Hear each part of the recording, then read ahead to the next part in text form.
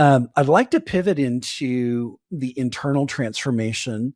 And, in our previous conversations, the way you framed this was, this story is about going backwards to be able to move forwards. I'd love to hear more about that. Yeah, I think this for me is understanding where you want to end up. And there's a couple different ways that to look at it. One is in the personal sense and one is in the business sense. In the personal sense, there are people all the time who make what look like, steps back in order to take a different path.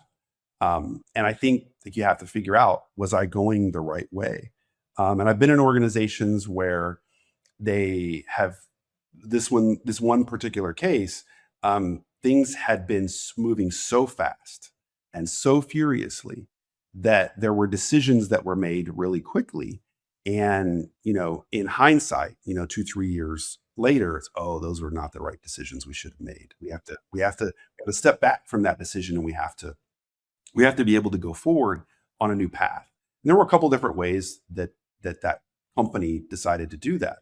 One was in function, in that everything was in a fast moving company. You're making bets. You're trying to figure out, like, okay, we think this is going to happen, so let's make investments here.